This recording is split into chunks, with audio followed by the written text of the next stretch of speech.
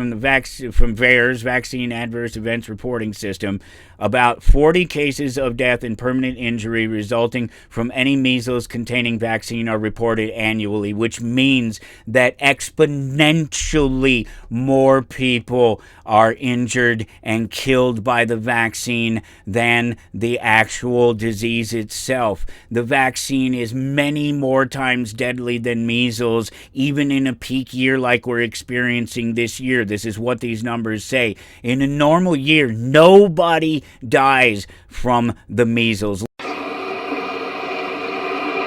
We are living in an artificially induced state of consciousness that resembles sleep. The poor and the underclass are growing. Racial justice and human rights are non-existent. We have been lulled into a trance. They have made us indifferent to ourselves, to others. We are focused only on our own gain. That is their primary method of survival. Keep us asleep, keep us selfish, keep us sedated. You're listening to Toward Anarchy on the Republic Broadcasting Network. Here's your host, Michael Storm.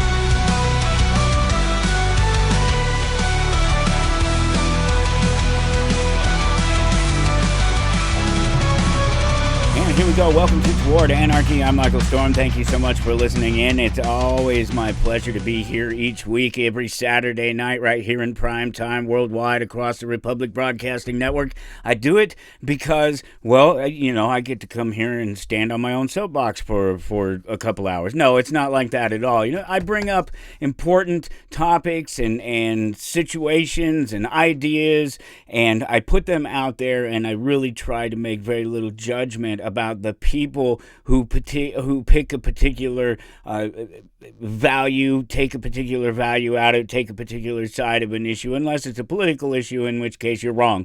I don't care if you're a Republican or a Democrat, you're wrong. You can find me on Facebook, Instagram, TikTok, at Toward Anarchy is where I am. And wherever you find me, please take just a quick moment. That's all it takes before you even start to listen to the show. Look, I wouldn't harp on it if I didn't do it myself. If it wasn't my thing to actually do this, if I didn't make the effort every time that I start one of these things, whether it's a TikTok or a YouTube video or a reel, whatever it is, if somebody took the time to make it and I took the time to watch it, then I can take the time to give it that like to let them know that I watch it. So I appreciate it. I really, truly do. And I appreciate chatting with you guys. I get a chance to do that on YouTube and across Rumble and other places. And you can follow me directly. I'm really only on Facebook necessarily, as myself, as it were, and that's easy to find. It's at Michael Storm 1776 on Facebook. If you want to just follow me directly, you can do that. I like interacting with people, especially when they're open to the ideas and the conversation, and open to having the conversation, and making sure that they're taking the time to listen and not just be heard. You know this. You experience this all the time. People around you who just want to be heard. You have a story, and 2 seconds into your story, it's their story. And suddenly they're telling their thing. It's, oh yeah, I had a situation that was just like this one time, and off they go, and man, they ain't never coming back, right? We all have experienced that. We probably all deal with somebody like that. Hopefully you don't have a significant other or somebody in a close relationship, a parent or something like that, who does that to you. But chances are just as good as any that you probably do, and trust me, I feel for you. No, I try to let people have their say, but my 2 hours here each week, it's my turn to speak. It's my say. Oh, well, except for when I invite the guest in the second hour, and a fantastic guest coming up in the second hour this week. Bob LeMent, his name. If you have not heard of him, that's maybe not a surprise, because he is old school internet. And I'm talking old school internet broadcasting before podcasting. So it stands to reason that maybe it's not at the top of your podcast list, but it could be, it should be, maybe. They talk about some great things, and they have some fun. We have some fun talking about the sort of future of broadcasting and really the history of broadcasting, not in any sort of dry presentation. Well, in the 1930s, no, just our own experiences as broadcasters in terrestrial radio before the internet came along, before computers were even used in radio, other than sort of some automation and things like that. Now they're all computers. Everything goes through a computer, and so we've been there through the industry, through the changes, and into this future of podcasting, and so we talk a lot about that, and really just the sort of questioning when the government is going to jump in and how they're going to jump in. And of course, I believe, and this comes up, I believe that to do anything, they'll have to force us onto internet ID, and that'll be how so then it's not necessarily, they could absolutely control what you see. Of course, they can already do that to an extent, but rather than necessarily control what you see, they just know you've seen it. They know it was you, because they know it had to be you using your credentials to log into the internet. Because right now, this is one of the things that I've always found funny about certain aspects of trying to convict people of crimes over computers or from behind a computer or something along those lines, when you have no idea who's actually behind the computer. Unless they're sitting here just like me, making it clear that it's me doing what we're doing, having this conversation, whatever, there's no indication that the person who is behind the computer is actually the one that's behind the computer. Even if there's a check mark next to their name, you don't know that an account hasn't been hijacked, taken over. You have no idea. So the very notion of confirming someone you can't see, can't even hear, can't touch, they confirming that they're real and that they're the individual that they say they are, is ridiculous in this. But that's where they'll start, and that's where they'll go, and they'll be happy with that for a while, long enough, watching you and trying to get you. But once it's obvious that that's not really going to be the route, then they'll just start cutting you off from the things that you're able to access. They've already done it in places. It's already been tested, cutting people off from the internet, cutting off cell phone communications here in America, in fact.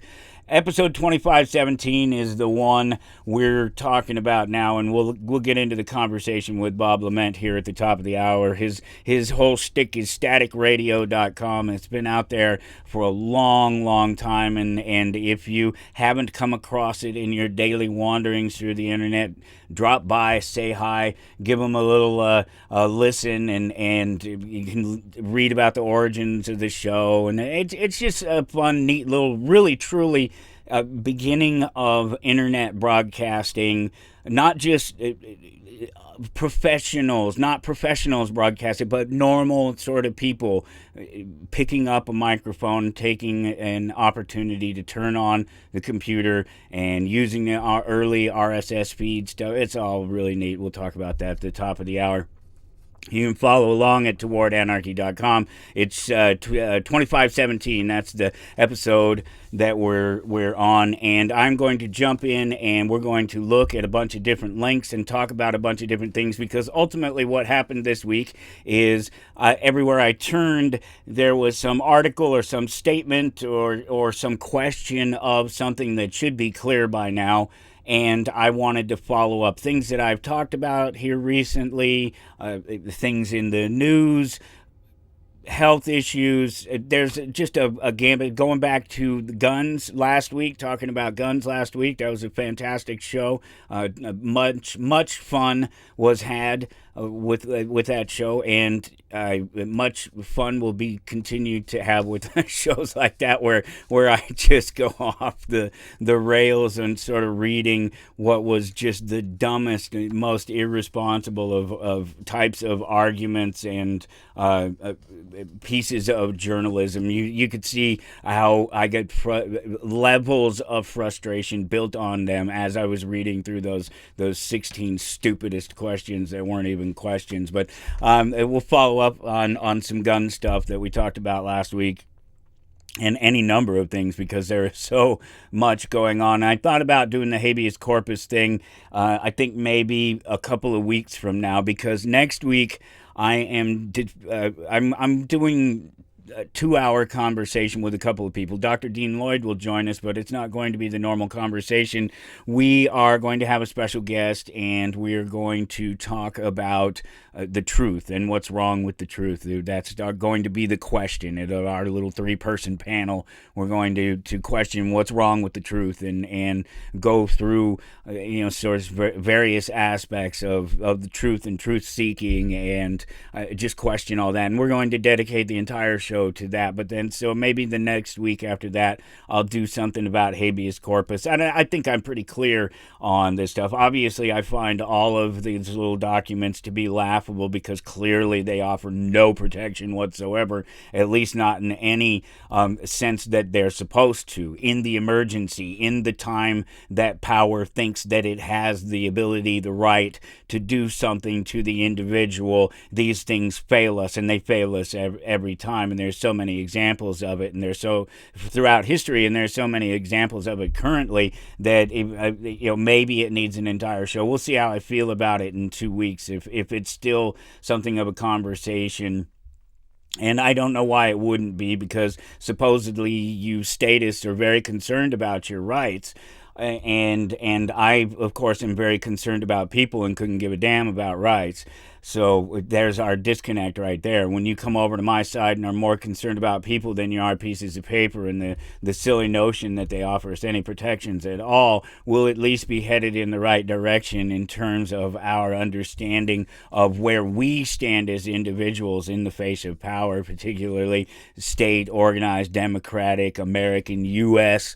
power. Support Republic Broadcasting. republicbroadcasting.org is the place to visit, and when you get there is a great little thing you can do. It's just right over there on the left-hand side. There's this wonderful little button. It's sort of this yellow-orange. It says donate. It's very unimpressive, but it is up there at the top over on the left-hand side. Don't miss it. And click on that bad boy, make a donation to Republic Broadcasting, because they make it possible for me to have this conversation every week, and all of the other people across the network. It's not about me. It isn't about me at all. I'm a small part of the network. I'm happy to be a part of the network.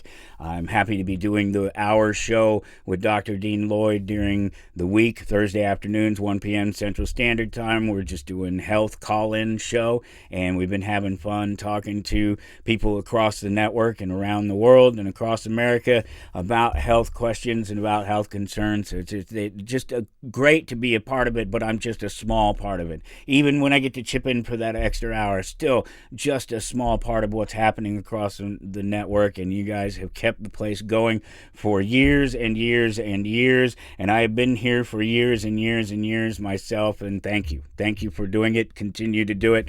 If you want to give us a call, 800-724-2719, extension 3. You can talk to somebody about various options for donating and supporting the network. You can send a check or money order payable to RBN, 2251 Double Creek Drive, number 302, Round Rock, Texas, 78664. And of course, if you visit shoprbn.com, that's the win-win. You support the advertisers see advertising works, and they continue to buy advertising. Isn't that fantastic? Isn't that magical? Please continue to support the network. Thanks to you, we are able to do it at all. It's a wonderful thing that you've been able to do to support the network over the years, and your continued support is no more or less important based on what you can afford and when you can afford it and how much you can afford it. That's not it. It's the support overall. It's just the very thought of it. Every dime counts. Every little bit helps keep the network going, so thank you for doing that.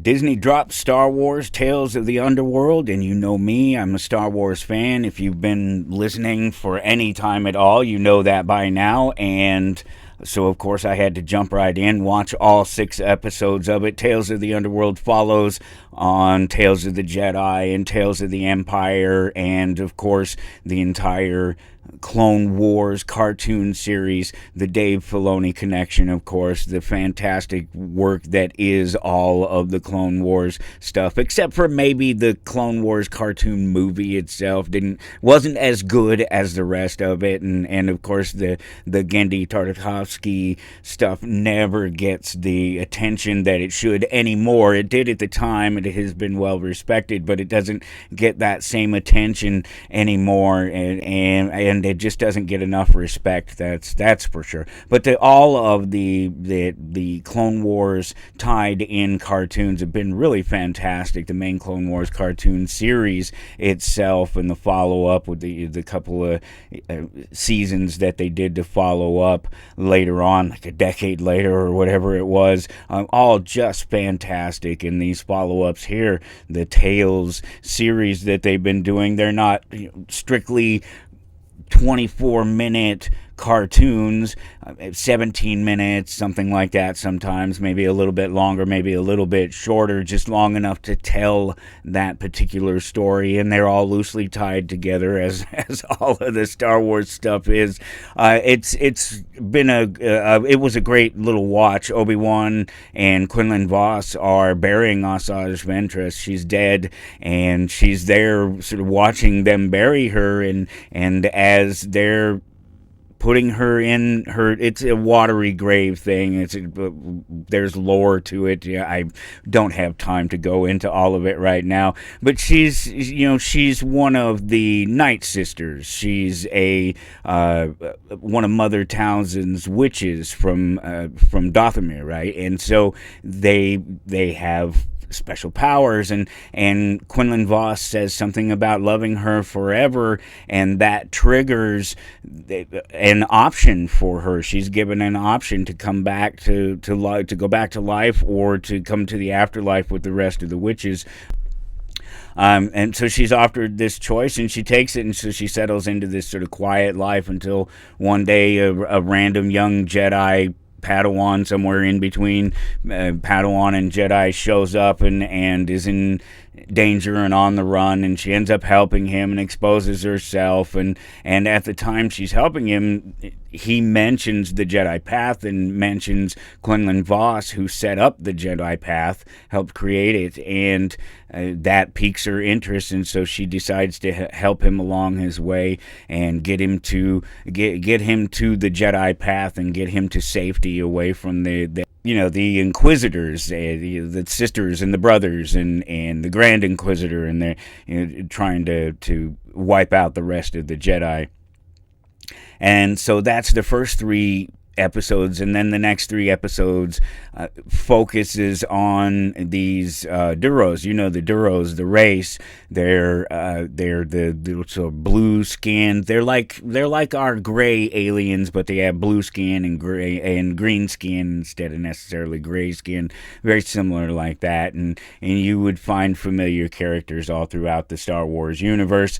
There's this one particular Duros who's a mysterious toothpick chomping, cowboy hat wearing, 6 gun, what passes for 6 guns in the Star Wars universe on his side. He's sort of stalking and then ends up recruiting a couple of these street urchin Duros. They're just a couple of little kids. The focus is on the kids. They're sort of running around and causing trouble, and they just don't seem to really have a home or a place to go, and so this guy is sort of following them around, and he eventually recruits them to run some interference so that he can rob a rival gang storefront. And so I really enjoyed those stories, seeing those extra stories. I've enjoyed all of the Tales storylines that they've done so far, and I hope that they continue to do some more, and I hope they continue.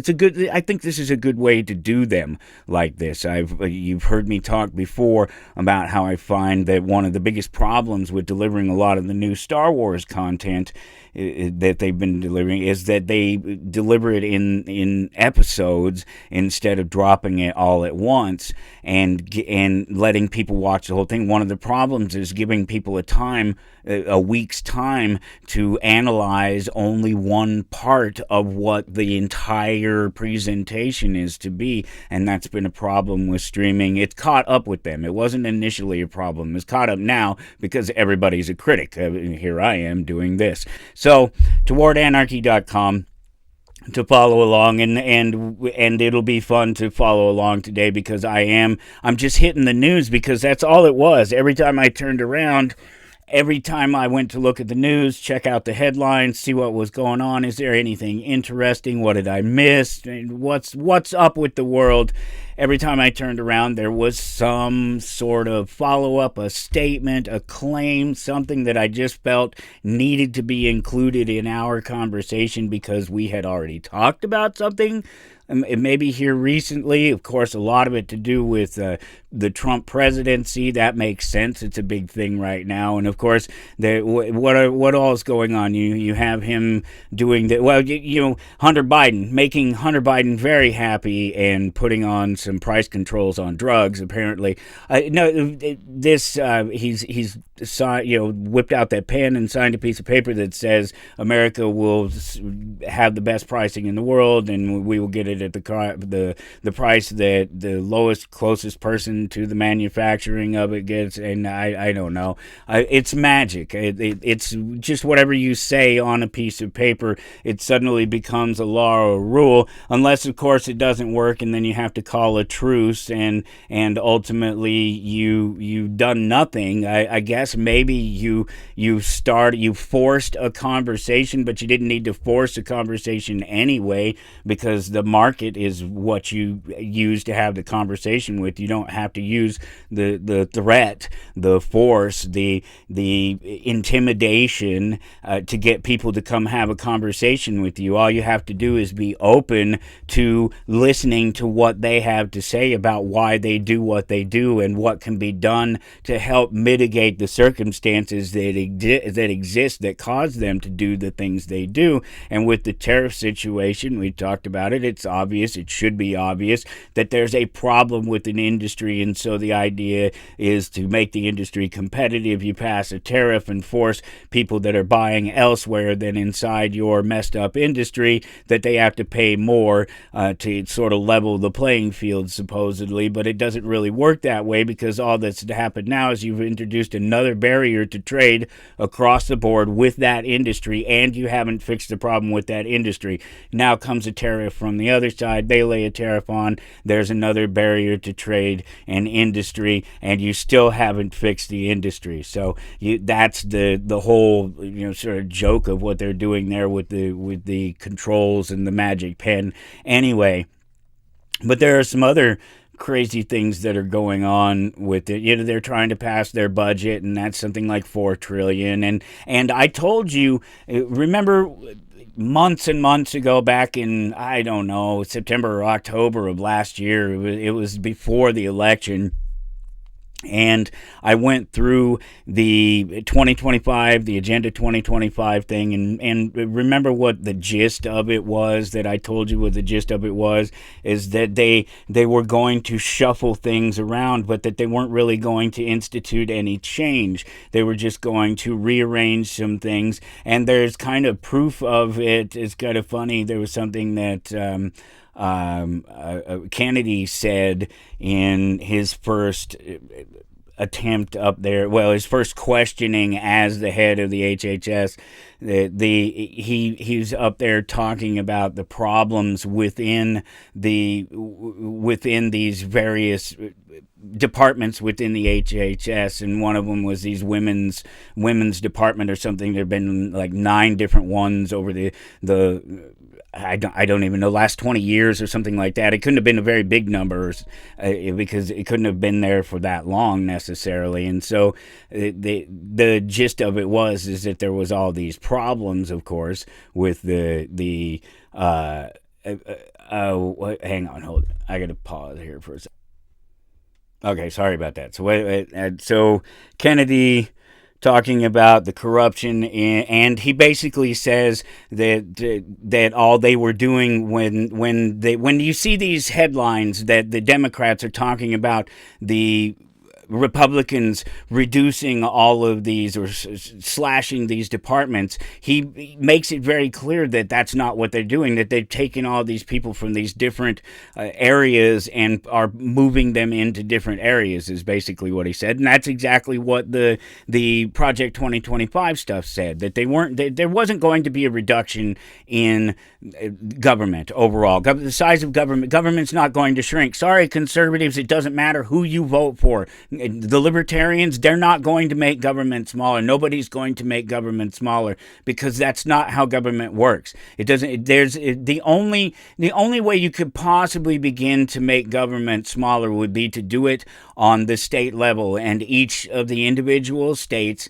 ultimately declare their sovereignty from the federal system and go it on their own and work to trade with each other, and without the interference of that third party involved in there, and from the top down within their state system reduce government and government spending, and try to get people off of programs and try to change the way things are. That'd be the only place that you could do it from the top down like that with any hope. And the only reason I even say that is because we know that it can be done. We know that on that state level it can be done, because it can be shown in other places. Americans are as resilient as anybody out there, so this idea that we couldn't make any changes necessary to affect real change in our markets and in the way we are governed and in the way we pay for things as a community, we are best suited to do that,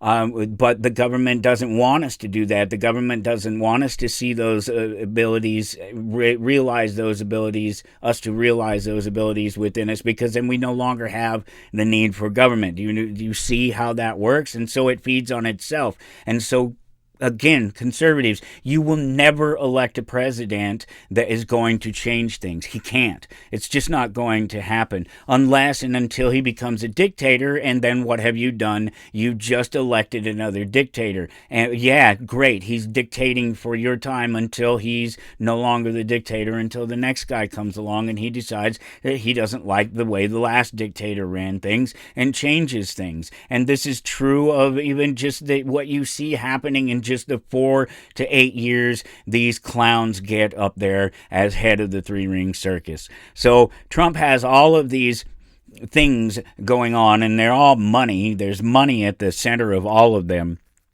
And the worst of them are this new Air Force One that is coming from Qatar, and it's being gifted to them. It's just like getting a Lambda class Imperial shuttle from the Emperor himself, is what it seems like to me. That's it really is, and it's kind of a obvious and very sick thing to see the president being bought by these foreign interests like that so openly. And it's happening with his little crypto thing too, where there's these small company that just pops up out of nowhere from some nation or another, say maybe China or Russia or who knows, but just as an example, let's say China. I'm using a very specific example. If you go and look it up, there's a company that just popped up out of nowhere, seemingly at this point, without having to go and digging and doing PI work, having just read a little bit of the story and finding out what's going on. Maybe that's even in here. We'll see. I have the links up here, but this little company has invested a bunch of money out of nowhere into the Trump cryptocurrency, and it seems like a lot of it is being bought by foreigners. And is that not Trump being bought by foreigners? Is that not exactly one of the big problems with having a leader, a supposed leader? So let's take a look at a few things and let's see. Well, see, here was the RFK thing. Let's see, Kennedy fired back. Allow me to answer that by pointing out the absolute cataclysmic disorganization of this agency under your oversight for 40 years. We had 9 separate offices of women's health. Thank you. At least I get some of the memory stuff right for having only glanced over it. Please give me a break. Kennedy continued, when we consolidate them, the Democrats say we're eliminating them. We're not. We're still appropriating the $3.7 billion, but we're not keeping all 9. We had 8 separate offices for minority health. We've eliminated 1. We had 27 HIV offices. We had blah, blah, blah. And he got interrupted at that point. But it proves that's exactly what I was talking about this week and just everything that popped up. Everything was just some proof of a statement or a claim that I've made here recently or expounding on the notion. So that one's gone. That one's out of there. That one I just had to make that little statement because we're going to follow up on the Kennedy thing. That's one of the things that Dr. Dean Lloyd and I are going to do next Thursday on the live show is talk about that's going to be our core conversation. You guys can call in about anything, any of your health questions. But he and I will be chatting specifically because I want to know some of his thoughts on these things that are going on because he has some great ideas about obviously the health of people and why people need to be healthy and what they need to do to be healthy. He seems to be fairly well aligned with some decent thought, at least what I believe to be decent thought, what many people believe to be decent thought on the subject. And it's a reasoned approach, and it's generally an approach where government stays out of your health. But at the same time he's saying that, he's talking about, keeping the $3.7 billion and putting in this department or shifting resources from this department to another department. And nobody talking about shrinking government in any meaningful way whatsoever. So, all right, so let's see, what's the next one? What was this one? This was what Hollywood always gets wrong about guns. Yeah, so I didn't read this one. I thought, once again, we would see if the gun thing is right, if it aligns with my philosophy, which is obviously that anyone has the right of self-defense, and that means, of course, that anyone has the right to carry a gun anytime they want. If you've ever yelled at your TV during an action scene, you're not alone. Hollywood loves to dress up guns for drama, but they regularly butcher how they actually work. This is the avid outdoorsman talking about this, and they use Keanu Reeves as an example, and I've talked to you about Keanu Reeves, and one of the things that's most annoying in the Keanu Reeves storylines there is just the endurance. The endurance factor is ridiculous. A lot of the gun stuff that they're doing in those movies is absolutely legitimate gun stuff because Keanu Reeves is a guy who actually knows how to use firearms and has been trained by one of the best, and so they try to make it a point to make those things right, but it's still fantasy, and so some of it is just blown out of proportion. But these guys from Avid Outdoorsman purport to have a list of how many things? 10 things? I hate it when the title scrolls. Let's see, it just says what they get wrong, but there's 11 slides, so let's see what they are. Unlimited ammo, yes, they definitely get that wrong. They never run out of ammo. Definitely. Silencers make guns whisper quiet. Yeah, they don't. We talked about that last week, actually. There was something else in one of the myths, right? Handguns that launch people across the room. Yeah, not a handgun. There might be, man, if you're holding one poorly, it's not throwing you across the room. There's not enough power to throw you across the room anyway, unless you're literally sort of a 2-pound weakling, and you probably wouldn't be firing it anyway. No, obviously it could go flying out of your hands, but it's not going to push you across the room. That's kind of silly. Movies love showing bad guys getting blasted off their feet by pistol shots. And yeah, either way, either direction. Yeah, I guess even those large calibers, they'll knock you down, I suppose, but that's really not how they work. Let's see, if a bullet had enough force to knock someone backward like that, it'd do the same to the shooter. Right. Yeah, that's a reasonable assumption. That's why I was saying what I was saying about it knocking you back. It would knock you back. It couldn't knock you back. It's just not happening. If it can't knock you back at the initial force of being fired, it's not going to knock you back at 5 feet away, 10 feet away, 15 feet away, at any distance as it continues to lose even more momentum. This is basic physics, folks. One-handed headshots on the run. Oh, come on, you can get lucky. You can get lucky. It happens all the time. Shotguns that send people flying, yeah, that's not how they work. They're literally designed to take the impact in other direction, to spread the impact out so that it doesn't hit all in one center mass. And the stuff that is designed to hit center mass, slugs, it's the same thing again with the handgun. If it could push the target over, it would push you, the shooter, over. It's a silly notion. Let's see. Guns that never jam or malfunction. Oh, I don't know. Movies every once in a while show some good jamming. If you keep your gun clean and you fire good clean ammo, stay away from steel-jacketed stuff. Make sure that really it's about keeping it clean and dirt free. And if you do that, you shouldn't have a jam, but it happens. It's a mechanical process, and it's an imperfect mechanical process. It's a relative science. If you do things on the list from A to Z in designing guns and ammunition 9 out of 10 times or more, probably higher, how about 99.9 out of 100 times, it's going to work, and it's going to work right. So it's a relative science, not an exact science. That's a fantastic term. Yeah, guns can jam and malfunction.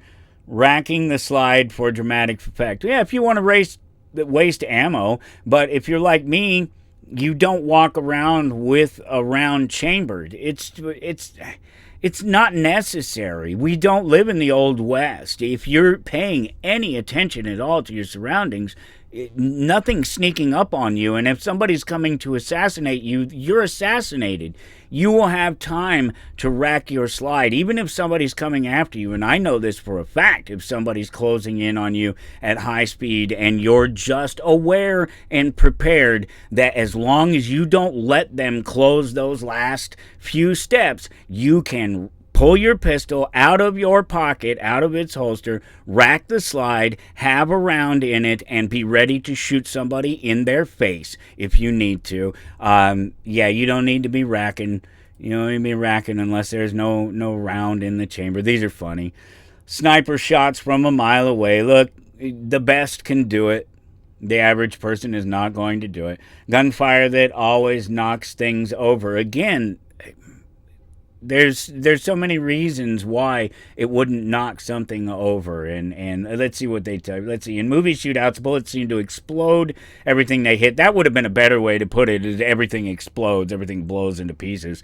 Single round can send sparks flying, gas tanks erupting, and doors blasting off their hinges. Yeah, you gotta love shooting buckshot at a propane tank, like they do in the Punisher, in the Thomas Jane Punisher one, which makes for a great effect, but it's probably not going to happen. Now these ones actually are in the Thomas Jane movie. They are connected, but they're not on. So hitting the hose, it wouldn't do it, and hitting the hose wouldn't cause a spark. You'd have to hit the hose first, have a spark happen. Oh, right. So anyway, movies.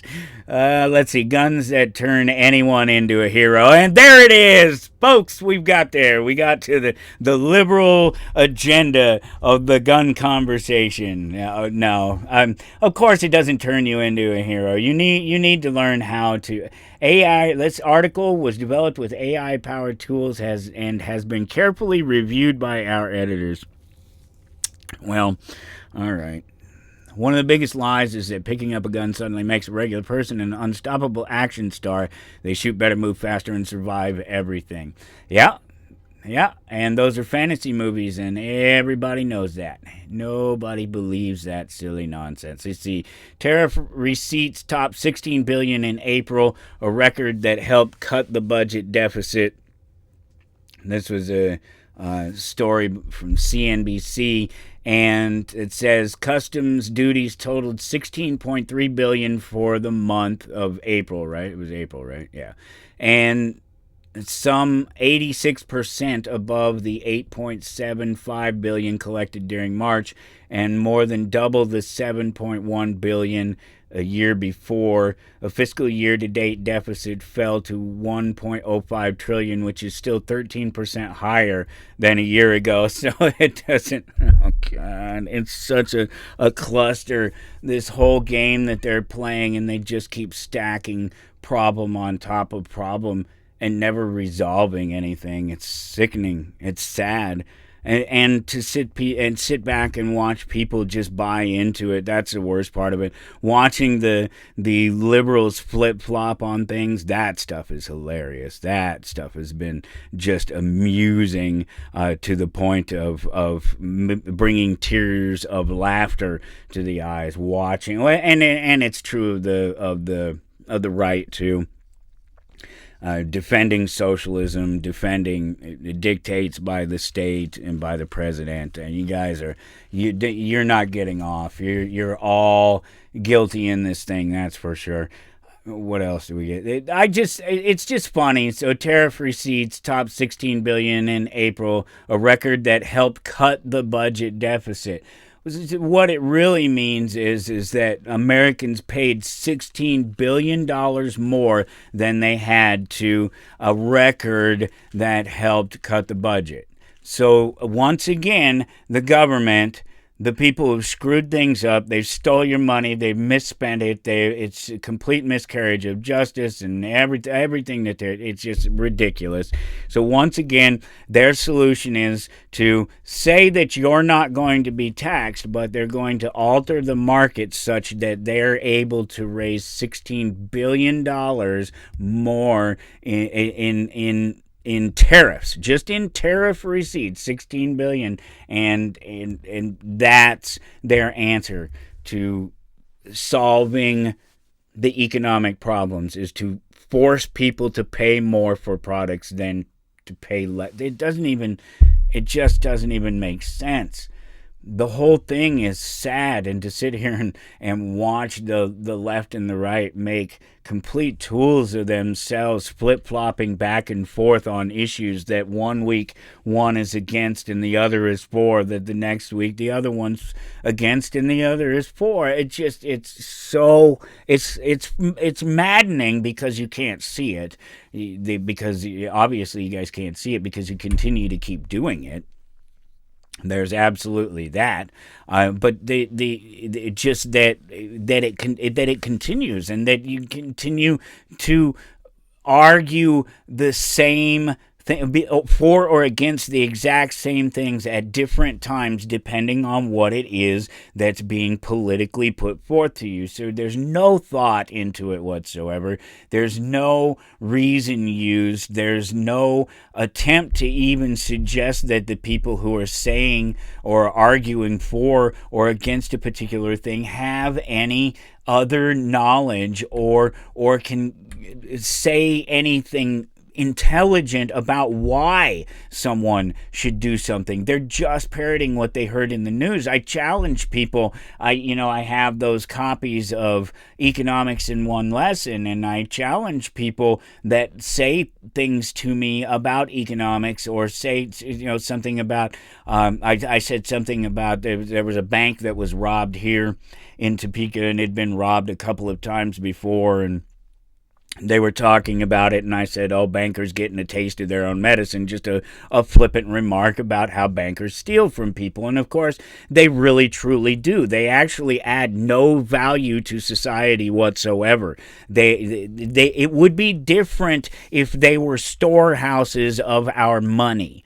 that would be different. And if they paid us directly to use our money, but that's not the standard of a bank. Those are premiums. Those are things that you can pay a bank to do, and that makes sense. But the general thing that a bank does in terms of washing money and transferring money and offering means of transferring wealth that one person doesn't necessarily have at the moment, instead of people dealing directly with each other, and the value in a loan is a person's signature on it. That's why you can go sue somebody when they sign on something and they don't agree with it, because their signature's on it. They agreed to it. So that's what's valuable on any loan. And so the banker is just a middleman. And so I can talk, of course I can talk all about that. And I can talk about how fractional reserve banking is theft of wealth, in so much as, and there'll be people that argue that it's not, because it's done within certain rules, and they, well, yeah, but these rules are set up by the people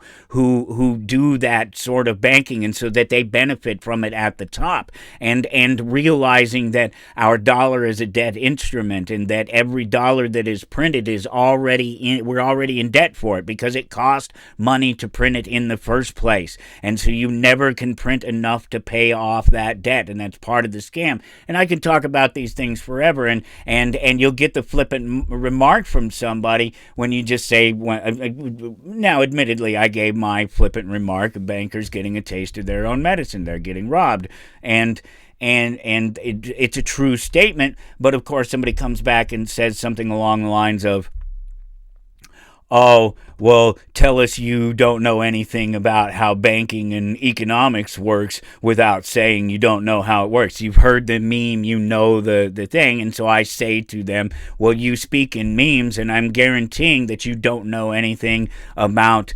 memetics or economics, and I would be happy to talk to you about both, but you're not going to listen to me. I have a copy of an economics book I'd be happy to send you if you'd like to talk to it. Nobody ever takes me up on. Nobody ever tries to actually back up when they make a stupid statement like that. What don't I know? What do you think you know about economics that I don't know? What do you think you know about money that I don't know, about how it works in the industry? As a person who's lived 52 years, as a person who's actually done a little bit of study on the subject, as a person who has owned businesses, started businesses, who has taken out bank loans, who has purchased gold and silver, and has been involved in stocks and bonds and buying and mining digital assets, and I've done all of these things in the economy. Are you really going to seriously think that you can tell me more about economics and money than say anyone that actually participates in it and gives any thought to it, other than just the simple exchange of pieces of paper between people to satisfy your wants and needs? I'm way beyond that if you ever want to challenge me on the subject, and we can go toe to toe right there in the middle of the cell. No, sorry, that's a song.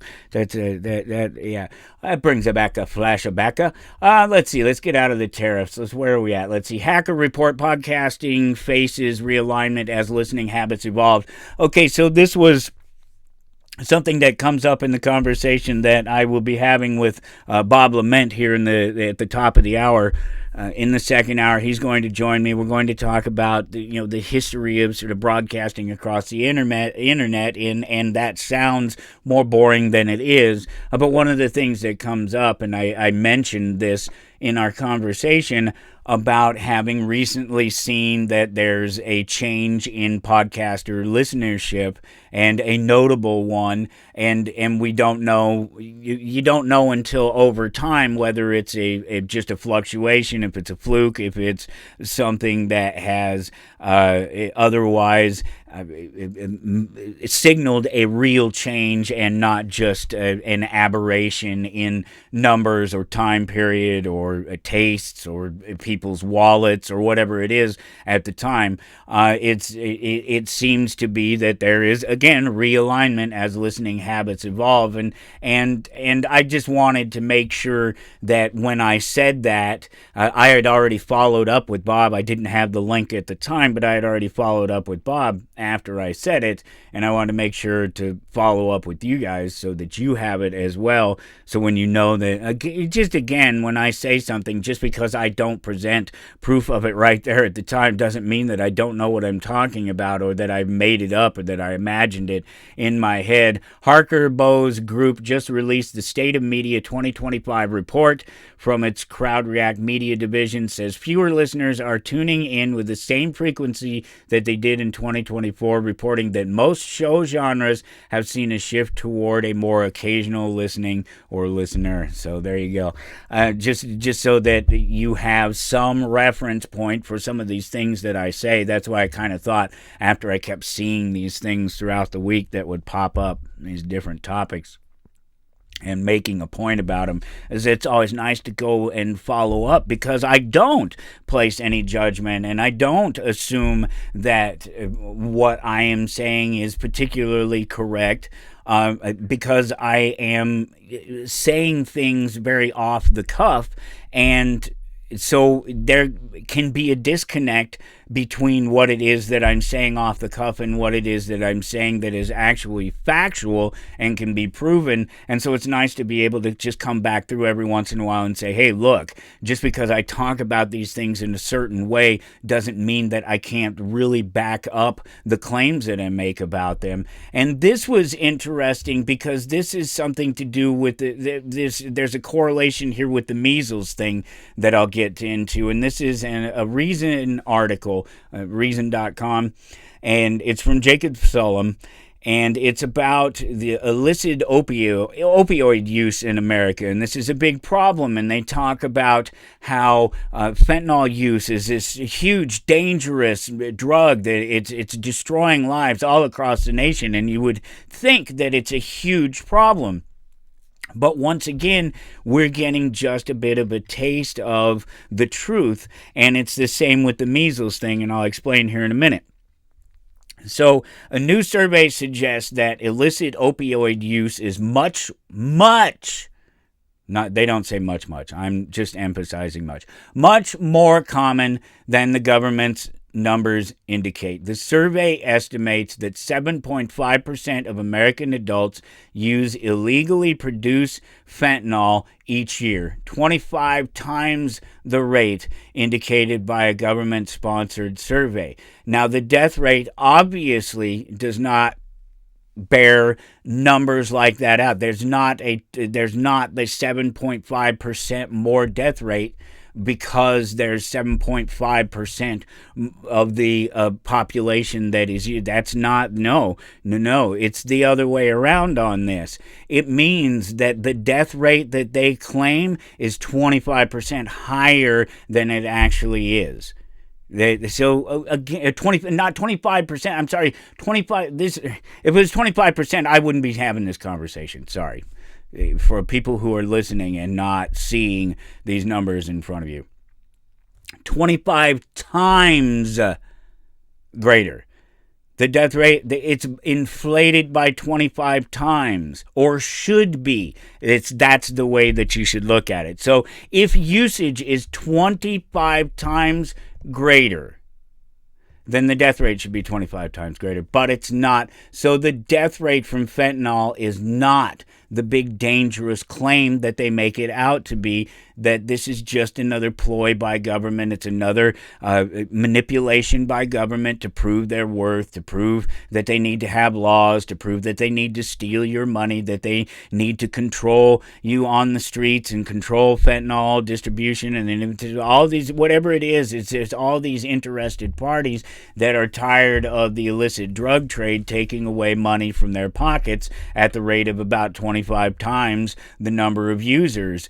So there's 25 times the number of users out there using these things than they think they are, or that they're allowing themselves to admit that there are, and that's that must be the number of people that they're trying to find, that they're trying to get that payday out of by looping them into the system, getting them in under proper care, so it's not illicit, so it's not street drugs, that it's not so that you're under the care of somebody, and that these interested parties can tax and bill and spend and do all the things that they do to get their cuts. We're just picking up the tab for them once again, and they're just lying to you about it. And so the correlation with the measles is exactly the same thing. So let me explain something to you about the measles, and I'll go here and I'll use a health group's numbers and information on it just to get you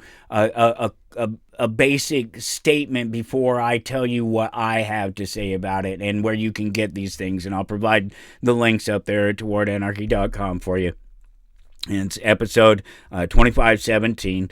The links will be up there. And so this is Kansans for Health Freedom, and this is a local nonprofit organization that is concerned about the the overuse of vaccinations, the use of authoritarianism to dictate to people that they have to take vaccines or that they have to deal with their health in one certain way or another, and again, just so they can all get their cut of things, and that they can protect these manufacturers of some of these drugs and things because they don't cure anything. And there's, again, so much more of this conversation that we could be having in this, but I want to focus on these imaginary numbers. So here's what they say. The side effects from, and this is what they say, the system says this. The side effects from an MMR vaccine can include soreness, low-grade fever, mild non-contagious rash, fever-associated seizures,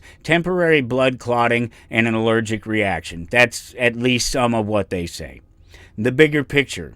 And this is what Kansans for Health Freedom says, and this is, you can bear this out. These numbers exist. And I just show this because, again, this is something that I talk about, the vaccine rates, the numbers, the lies that are involved in it, the misdirection that's involved in it. And I do it so because I have numbers in it, because I've been doing it for 25 years at this point. When one day I turned around and go, what the hell just happened here with these chemicals, and why are we going through what we're going through, and are there other people that experience the same thing? What just happened here? Oh, wait a minute. Oh, I remember somebody saying something once about this problem. Let me go back and take a look at this. And what did I find when I started looking? That they manipulate the numbers. So this is Kansans for Health Freedom. This is what they say. Side effects may also include neurological and autoimmune diseases. Approximately 1 in 640. 1 in 640 children vaccinated with the MMR2 will experience seizures. According to data from VAERS, Vaccine Adverse Events Reporting System, about 40 cases of death and permanent injury resulting from any measles-containing vaccine are reported annually, which means that exponentially more people are injured and killed by the vaccine than the actual disease itself. The vaccine is many more times deadly than measles, even in a peak year like we're experiencing this year. This is what these numbers say. In a normal year, nobody dies from the measles. Less than 100 people get sick with it in an average year, and those numbers are the same regardless. And this is borne out by the fact that somebody would make a claim that people stop vaccinating their children, and now that's why measles is breaking out everywhere. Except that that's not true. If people stop vaccinating their children, and that's why measles broke out everywhere, measles would break out everywhere, and it would break out all the time. It wouldn't just happen every once in a while, every few years, every 5 years, every 10 years. It's been, there's something else going on there. There's something more to it than involved than just simply saying that somebody didn't take their vaccine and that's why it's happening. Because these numbers are the same regardless of vaccination level within the population or so-called herd immunity. And the proof of it is in the spikes and in the low numbers, and it always going back to the low numbers after the spikes. Period. Proof. flat, completely across the board. Anything else is a manipulation of the numbers. I've been right on this every single time on every single one of these things about these vaccines. Nobody can point to where I said one of these things about vaccines in all of the years that I've talked about it and said that what I said was patently wrong. Absolutely not. It's absolutely provable, everything that I've ever said about it. And so it's nice to share something like that with you. And you can go look up these numbers for yourself. And of course they fluctuate, and we're talking about averages, but it's just like that survey suggesting about the illicit opioid use. First of all, the reporting of damages from vaccines doesn't even occur. There are tens of thousands of people that are damaged by vaccines in one way or another, from minor to large, across the board every single year. And unfortunately, I can't believe we're already at the top of the hour. So we got to do this. I'm bringing Bob LeMent in. He is coming in. We're talking about this whole media thing throughout the internet and over the years, and what it's become and what it might be in the future. That's up next here on Toward Anarchy. Stick around. Capitalism does not tell men to serve and sacrifice, but to produce and profit. Capitalism does not preach passivity, humility, resignation, but independence, self-confidence, self-reliance. And, above all, capitalism does not permit anyone to expect or demand, to give or to take the unearned. You're listening to Toward Anarchy.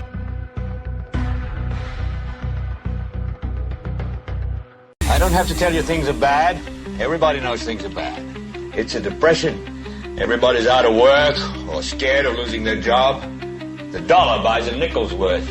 Banks are going bust. Shopkeepers keep a gun under the counter. Punks are running wild in the street, and there's nobody anywhere who seems to know what to do, and there's no end to it. We know things are bad, worse than bad. They're crazy. The air is unfit to breathe, and our food is unfit to eat.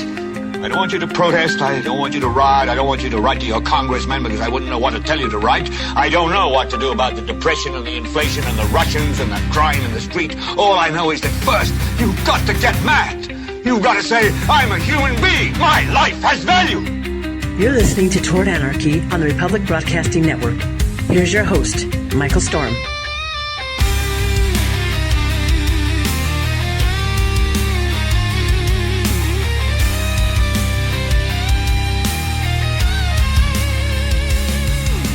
And here we go, off into hour number 2. Follow the show on social media at Toward Anarchy on Facebook and Instagram and X and just about everywhere else. And you can follow along with specific episodes, find out information about guests, that sort of thing, towardanarchy.com. As always, if you're going there today, you're looking for show number 2517. You'll see Bob LeMent is my guest. He's the host of Static Radio. Staticradio.com is where you'll find him at.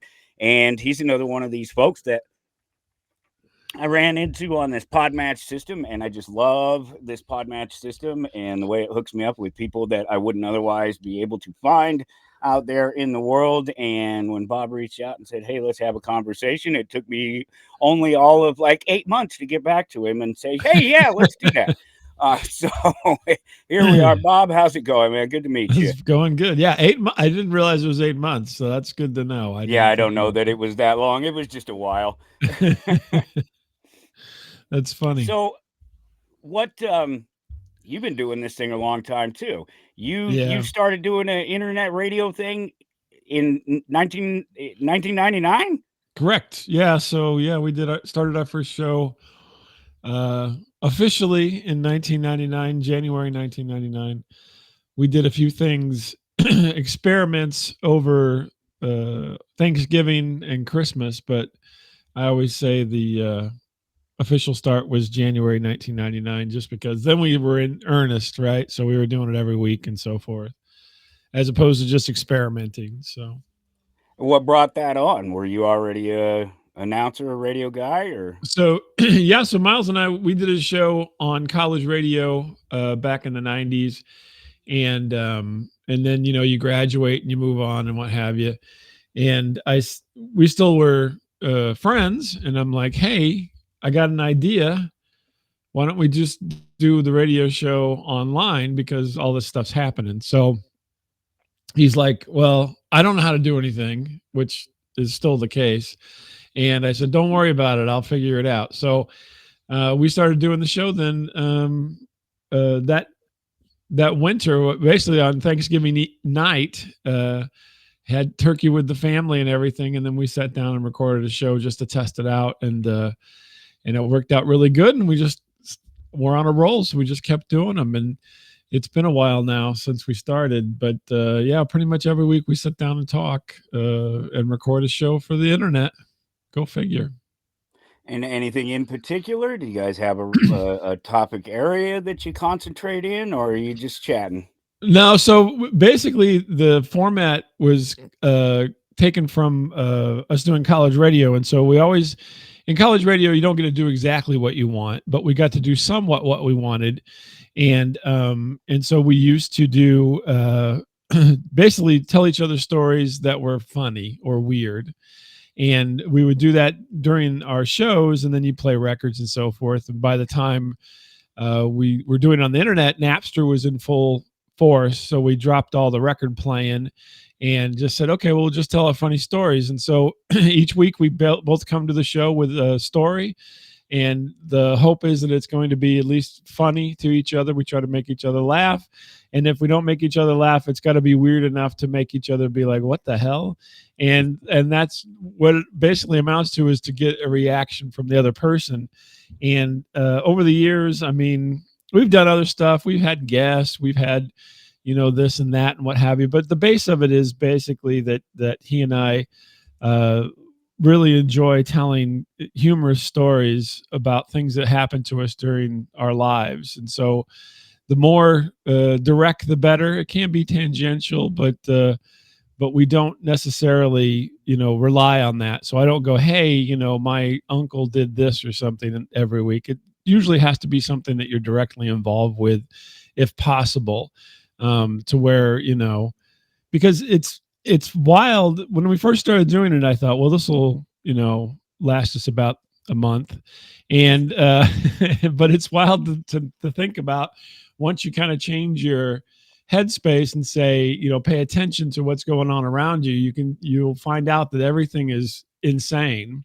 And you run into these weird happenings all the time. Right. So, just this, I don't even going to use this for a story this week, but just this morning, I had rented a chipper over the weekend, right? So like, you take your limbs and you feed them in, and or if you're Fargo, you feed Steve Buscemi into it or what have you. But anyway, it chips up all the things, and so I had to return it this morning, and I get there to return it, and the frantic rental guy, I go in, I'm like, hey, I'm here to return this chipper.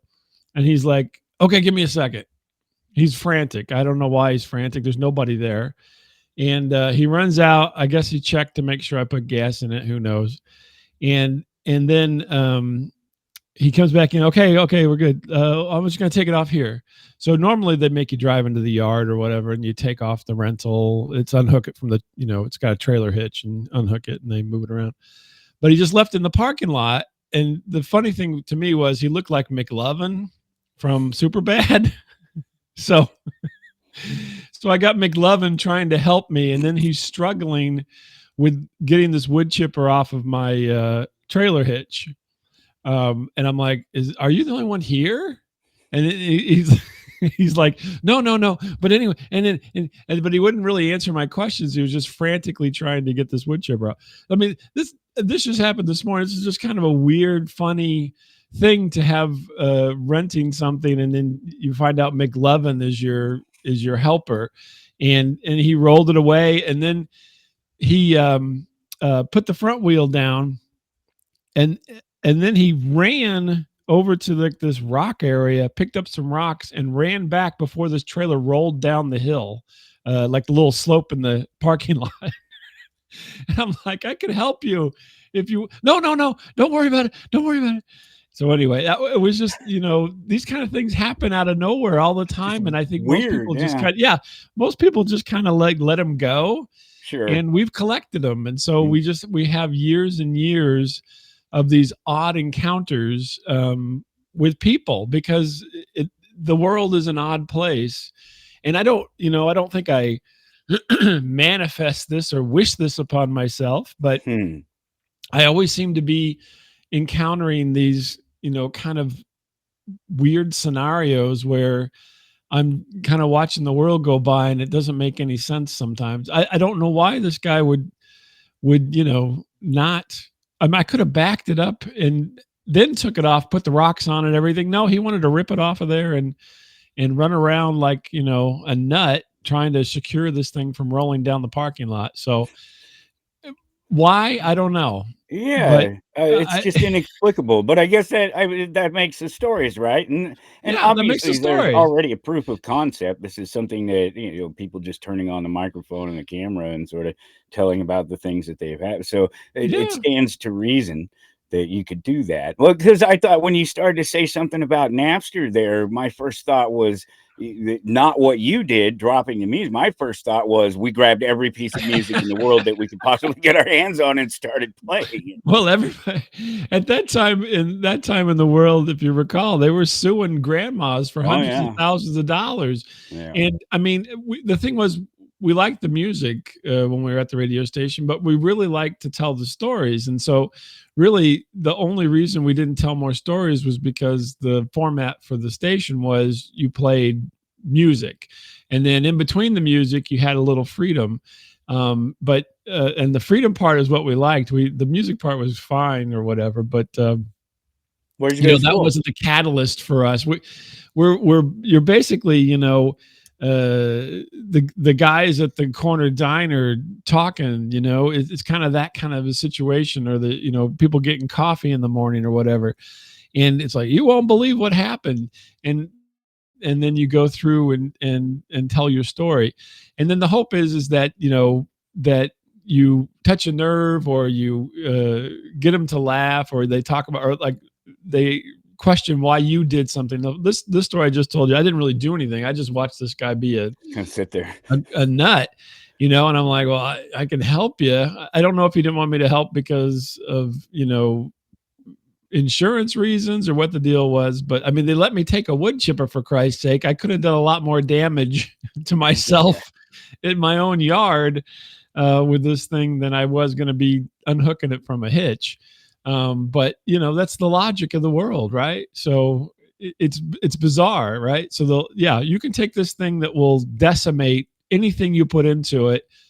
Fine, come here. We don't want you to do anything because we're going to get sued. It's like, well, you just gave me this destructive thing. I mean, it was great fun. I don't know if you ever used one, but it was a great fun to throw things into it. I mean, it pulverizes whatever you put into it.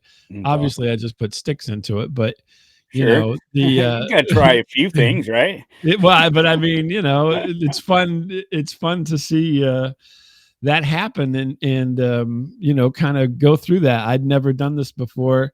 It was one of these things where it's like, I had to make a decision. Actually, my wife made the decision for me, but it was like, we can wait till all these branches dry out and I'll burn them eventually in, a couple of months or 3 months in July when it finally everything dries out, or we can rent this thing and I'll shred them all up and be done with it. And she was like, okay, well, we're going to shred them up because I don't want to look at these things in the yard for 3 months, because then everything grows in them. And then, you know what I mean? I'm not going to be moving these branches around. They're homes for spiders and all manner of rodents and things like that. Yeah. But I mean, that's the kind of weird stuff. And then, like I said, this just happened this morning. And so when we meet up each week, we try to bring a good story and see how the other person reacts. And it's a back and forth. And so he'll poke holes in what I'm saying or make fun of me and be like, why didn't you help the guy? You're such a jerk. Because, why wouldn't you help this? Why would you help McLovin not have the chipper roll down the driveway there, the parking lot? And I'm like, I don't know. Stand there and point out the errors in his ID. So yeah, I mean, it's bizarre, but I think everybody kind of takes for granted or doesn't I don't want to say pay attention, but you're not putting the effort into watching your surroundings as much, and you just kind of get through life. But this stuff happens every day, all the time. And with COVID, I thought, oh my gosh, we're gonna die because I haven't gone out of the house, right? But stuff still happened. Sure. I mean, even though then you get the delivery people and they're wacky, doing wacky stuff, dropping off things, and I mean, it just keeps going. It just is amazing. You needed to be considered essential. I got one of those fancy little pieces of paper that told me that I could go everywhere I wanted to go anytime I Really? wanted to go. Yeah.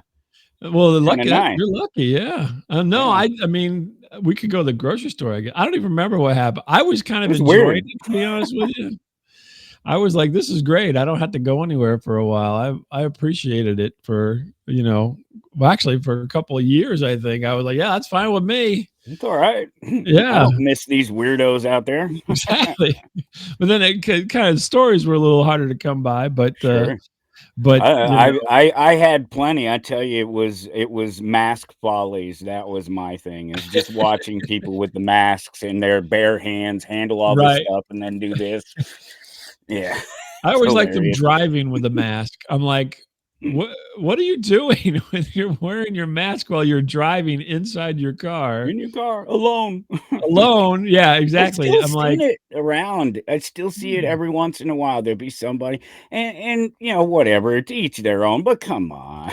It's a oh, that's little true, weird, true. don't you think? If that's your thing, I don't mind. But the funny thing is, so before COVID, I went overseas. I went to Europe, and a lot of the folks from Asian countries were wearing masks They already do, yeah. because of SARS and all these other things, right? So Yeah. they had all these masks on in while I was in Europe, and I was like, well, that's interesting. And then a couple of years later, bam, here we are, kitting up with all the stuff. But yeah, I was always kind of bewildered with the people driving alone with these masks on. I'm like, Well, I don't think it's coming in through your it vents. just proved that they're not really paying attention, that they don't really understand why Right, they're wearing the mask, that's what the right. point of the mask is. They just got told at some point, "Put on a mask," and they Put on a did. mask, yeah. Yeah. That's true, I guess. Well, my son, well, I'll call them non-player characters. Yeah, yeah, yeah. Good old NPCs. Yeah. Where'd you They're go to all college? NPCs. They're just doing the rules because they don't know anything else. Yeah, yeah. Where'd you go to school? So, Miles and I went to Southern Illinois University at Carbondale, which is way down south in Illinois. That's where we both went to university, and I live in St. Louis, Missouri still, so I'm still kind of down south in that area. He lives further north, up towards Chicago, but yeah, it's but it was great down there. Now the funny thing is that's kind of it used to be, that was the place to go when you failed everywhere else in Illinois. So that's why we were there. Right? And but now there's other places apparently that you go other than there, because it used to have a very big population of students, but now it's Well, how do you not end as up big. there then? How do you end up in that radio program? What did you go to school there to go into the radio program, or did you just end up No. doing it because it was available? No, but the interesting thing is that he and I were both. This is, you got to think this is a while ago. The world has changed so much. We were film students. We both were Okay. film students. So I have a degree in cinema and photography, and so does he. But while I was there, the weird thing is I had an idea for a radio game show when I was first going there. I said, I want to do a call-in game show on the radio. And so I pitched it to the student radio, and they said, yeah, if you think you can make it work, do it. And I couldn't make it work. So they, Long story short. yeah, I really needed more phone lines to make it work well. And so, but that kind of little thought process was an introduction to people. And eventually I was the promotions person for the radio station because I enjoyed what they were doing. Right. So, because there's a certain amount of, us against the world kind of mentality with these kind of things. Oh yeah. And I really enjoyed that aspect of it. And so I worked there quite a bit. And then over the summer, because I stayed through over summers where most people, a lot of people went home, and I became the promotions person. And so Miles was my friend in cinema, and I said, "Hey, you should come do some stuff." And then that launched us into doing a show, and that show then became Static Radio on the internet afterwards. And I mean, it's just kind of a weird series of events. But no, I wasn't. I mean, I had an interest in radio beyond this kind of game show thing, but and I had done some things when I was younger in trying to do more radio type things. And but by the time I got there, I was going to do, I was going to make movies or something in that day, which that didn't come. Well, it kind of came to fruition, but not totally. But that's not what I do to make my money anymore. Put it that way, because there's not a lot of money in that unless you're on one of the coasts. Yeah, right. Yeah. Yeah, and even then, it's just like anything. There's the top tier, the stuff that you see all the time that makes a bunch of money, kind of, Right. maybe if the studio did things right, and then everybody else who's just making a living doing what they love. Right, scrambling around getting stuff. Yeah, Yeah. so I mean, we both fell into regular, jobs and still work. I mean, I'm still working the job, and but this is kind of the fun hobby of things, and just it's been a great ride. I mean, we were doing stuff for 5 years before anybody even heard of the word podcasting. Podcast, sure. And Yeah. and I happened to be listening to Adam Curry at the Curry. time that all this was happening. And so I was like, oh, well, this is interesting, right? So I wrote him and so forth and said, what do we do here? And so then he's the one, Curry actually wrote me back and said, oh, great, here's what you do, right? And so they had made the RSS enclosure. That is so weird to think that Adam Curry is the guy who came up with the RSS feed. Well, but so the funny thing, it wasn't Curry actually. It was a guy named Dave the use of it, the current Yeah, use right. of it that we He's the have, one that yeah. popularized it, correct. And so Dave Weiner was working on this thing, and Curry was a buddy of his, and so well, Curry is very much into radio, right? His whole thing was he started in radio over in the Netherlands, and he loved it, and he made some money, and that's how he got to MTV, because he was in the radio in the Netherlands, and he had a look, right? So Indeed. but and then he got into the internet. He owned MTV.com before MTV owned it. He sold it to them. Good And for so him. he made a lot of money on early internet stuff. So anyway, he's talking to Dave Weiner, and they come up with this enclosure stuff. And then, podcasting, actually a journalist, I can't remember his name, but a journalist came up with the name, and then Curry was the one that made it, of note, because he was a minor, he was MTV celebrity, right? So he could go out and get attention and talk it up and so forth. And so he did. And yeah, early days was great. I mean, he had a list. I always marvel at that. So Curry started making a list of podcasts at the very beginning. So these were just people that were listening to him or interested in this kind of idea, and they would contact him and so forth and start using the RSS. And so he had a list of podcasts, and we were one on that list. And it got up to be about 100 or something before. That's when Apple entered into the world as having a podcasting area on iTunes.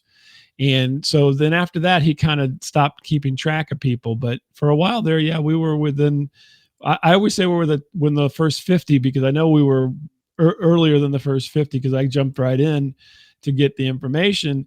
And it may have been more than that, but I can't, there's no way to prove any of this because it's all gone now. Well, it's one of those things. It's a simultaneous, everybody kind of, everybody's seeing it because they can. Here's the internet. Here's the place to access it. Look what people are doing. Oh yeah. Okay. Yes. Let's do that. Yeah, let's do that. Yeah. I stole my RSS feed from Leo Laporte, who you may Oh, know yeah. from all the technology shows. So Leo, we started doing it, and I listened to Leo. I watched Leo on cable television where he was at the time, and then I was listening to him online, and I'm like, well, I mean, it's up for grabs. So I took his RSS feed and I copied it because there was no automatic RSS like there is now.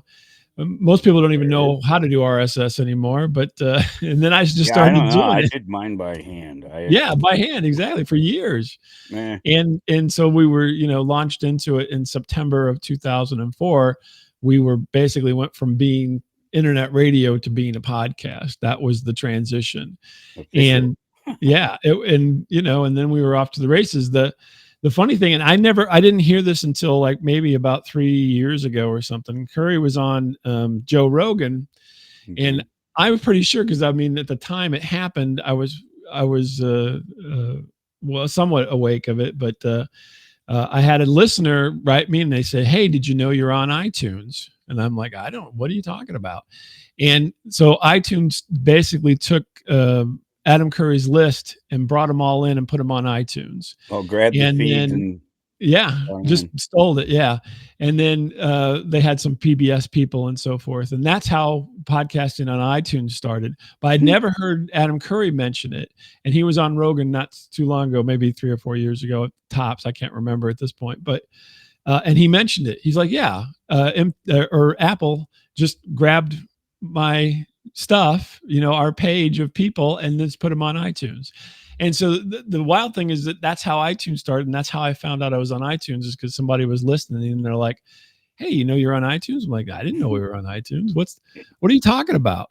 And it just kind of goes from there. And so to this day, our show is on all these different aggregators, and I've only had one company ever ask if they could carry the show. You want to guess which one? No No, idea. Amazon. Amazon wrote me an email and said, "Do you mind if we put you on Amazon Music?" Interesting. And I said, "Sure, I've go never ahead." had that until not too long ago. Maybe a year ago. Mhm. Odyssey, actually. They Yeah, asked. They because asked you. you have to go through the process to sign Mhm. up for Odyssey. They don't Yeah, just carry any podcast. Yeah. yeah.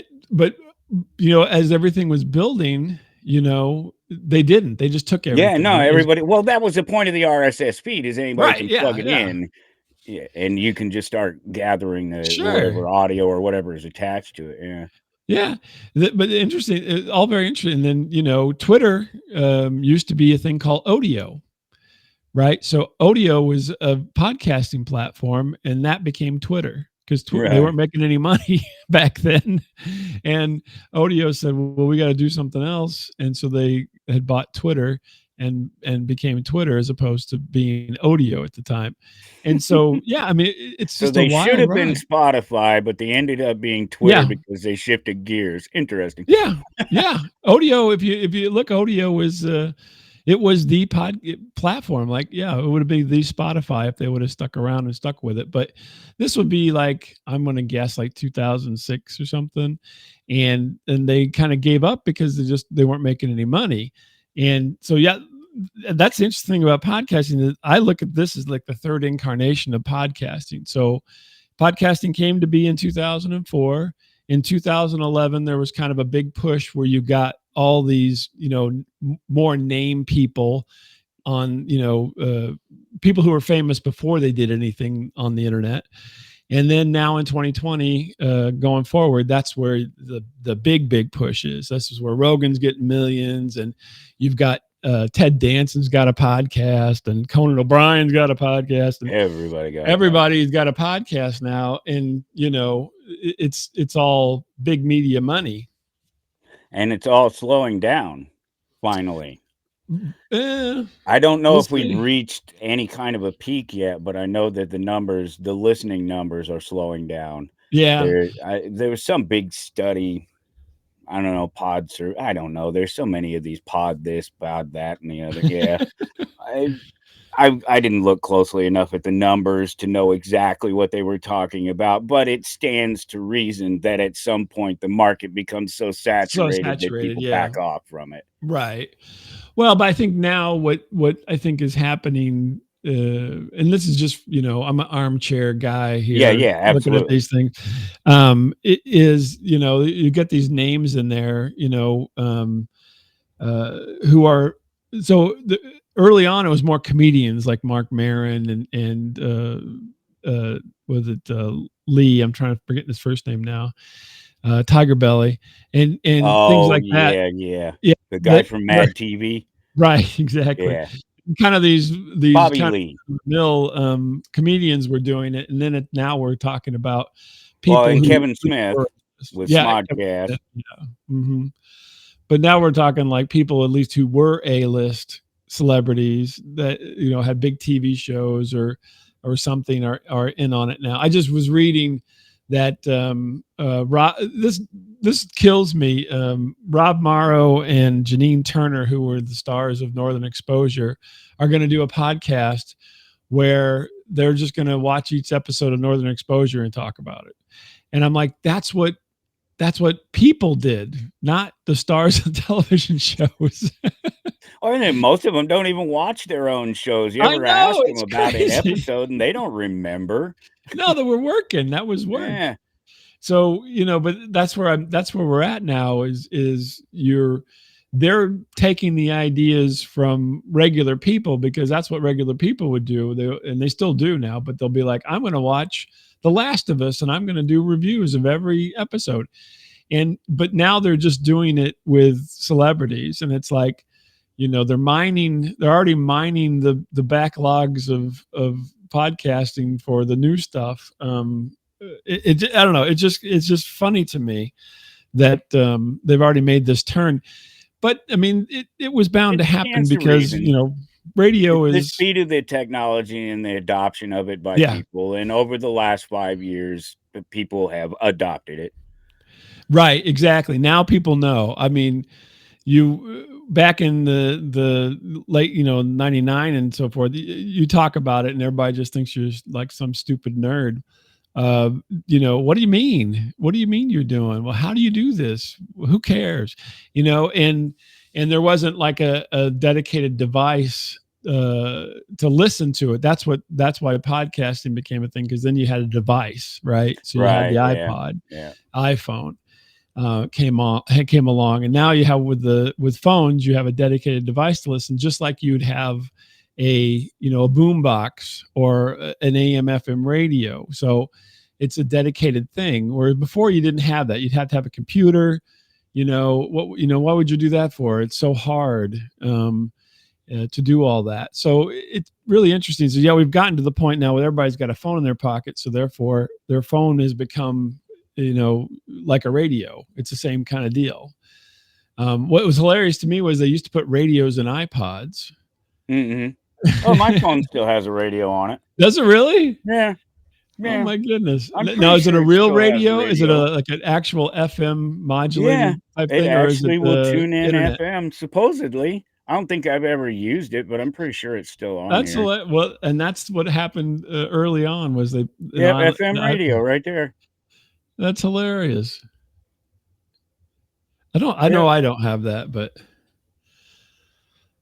I don't know if it works. If it works. I've never tried it. It does work. Oh, it works? That's wild. And it sounds like a radio. Sounds like a radio. Well, now you don't need that anymore. You just do a podcast. That's funny. Never thought about it, but yeah, I suppose that thing is still. So now, I mean, the what I think is the terrible thing is, it's been 20 some years since all this has transpired. Sure. And what comes with time and popularity, and that's regulation. And so it's coming, folks. Just, there's we've already seen hints of it across the board in the social media. The thing about it is it's really tough for them to do what they're not going to be able to do it without forcing an internet ID, would be my guess. They're going to make it so that they won't necessarily limit what can be seen, but they're going to make sure that they know it's you that logged in to see it. Right. Yeah. And that's why they keep pushing everybody to their phone numbers. So if you notice, every time, it used to be you'd sign up, you just use an email. Didn't matter what email. Nowadays, you sign up for something, they want a phone number, because with a phone number, then they know who you are, because somebody pays for that phone, right? That number. And so then all that information is available to them whenever they want it. The phone company is not, your friend that's going to help you stay anonymous. They'll turn you over in a heartbeat. So, that's why they leave the onus on you. They say you have to sign it, you have to check the boxes and click the things. And if you don't do that, then we can do whatever we want to you. Right. Yeah. The Exactly. Centipede episode of South Park, it's just begun. Right. It's just begun. Exactly. So yeah, I mean that's where things are heading. But the other thing is they're it's the it's like the gambler's dream situation. Everybody's like, oh, I'll make a podcast and I'll make $1 million.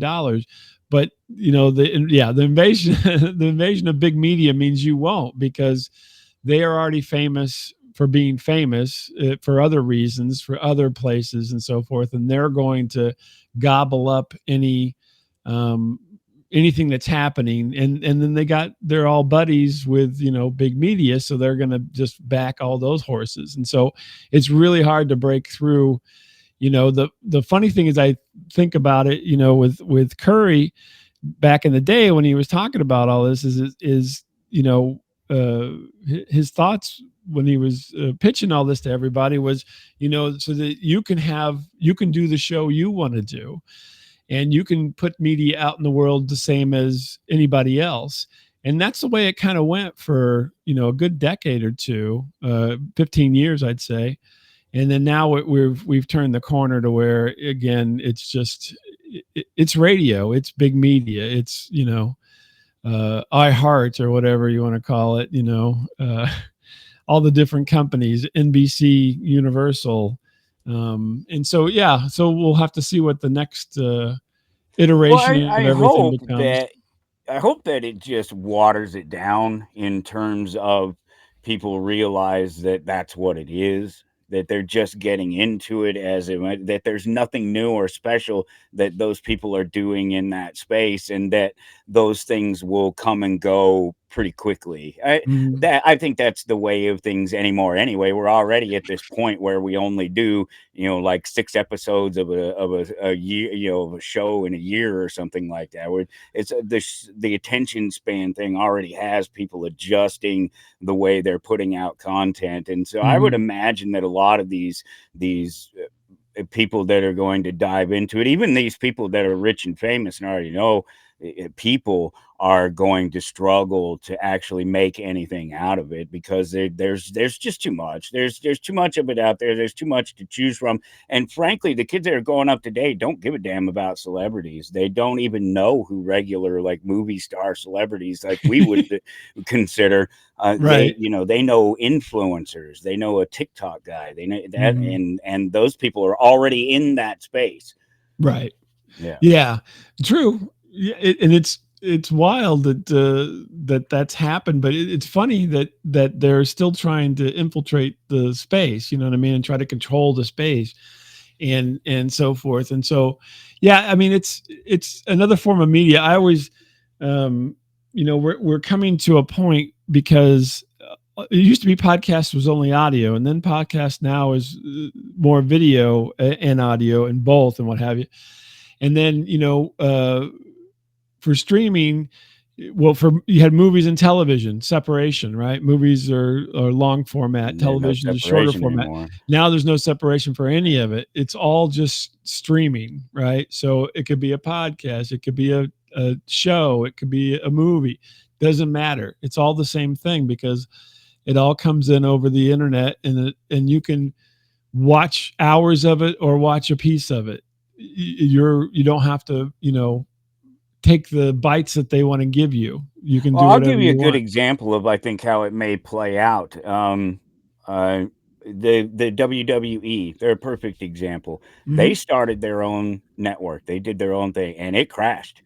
Mhm. And they're one of the big, they're known worldwide as far Right. as seating, putting people in seats every year. They seat more people than the NFL does, Mhm. and I saw it. I saw him do it. I sat there and I watched it.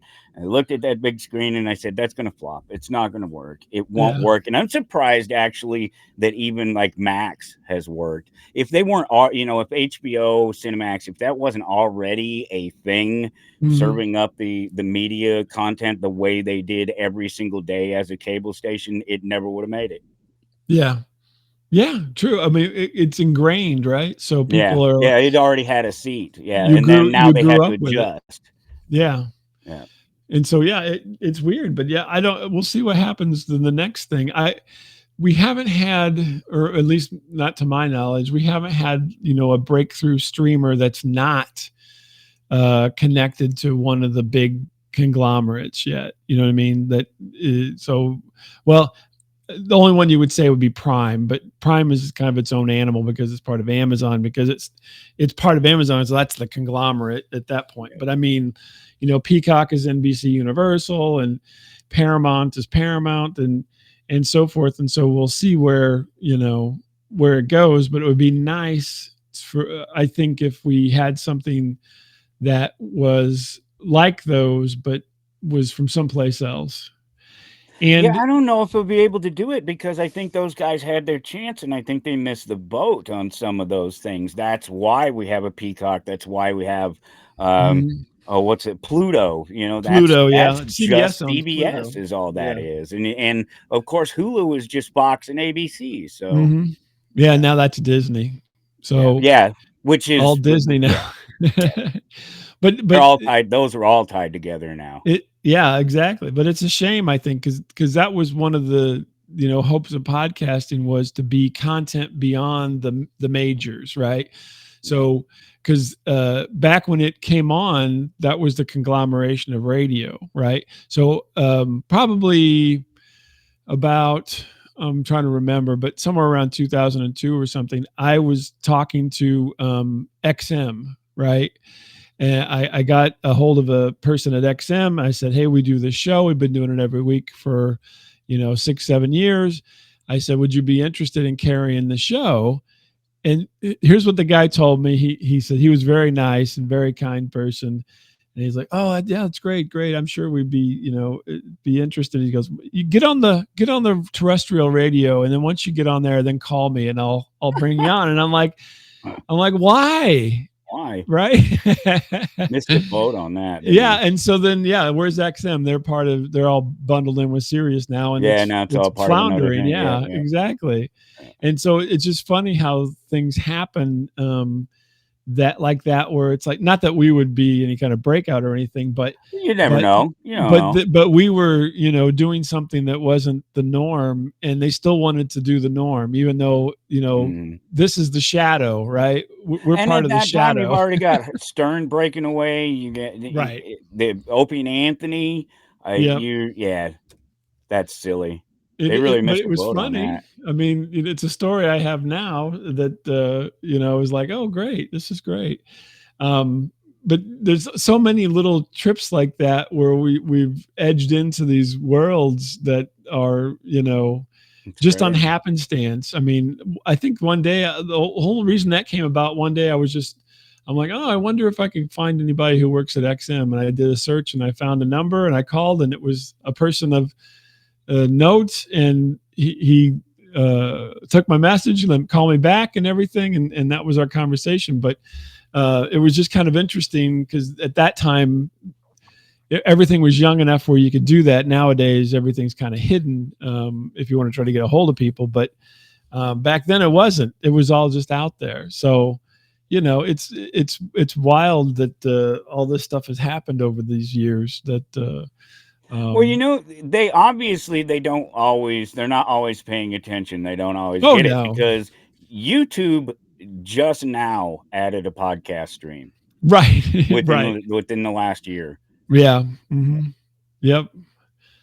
Yeah, and YouTube's one of those things that again, it's a monster now. But see, that was that. Now Google owns that, but when it started out, it was a nothing. And I've got a weird YouTube story. So YouTube was 2005, and Miles and I had done some documentaries because that's what we learned how to do, and we did those back in 99 and 2000. And so I'm like, hey, this YouTube thing, we can stick them on there. And so I did that.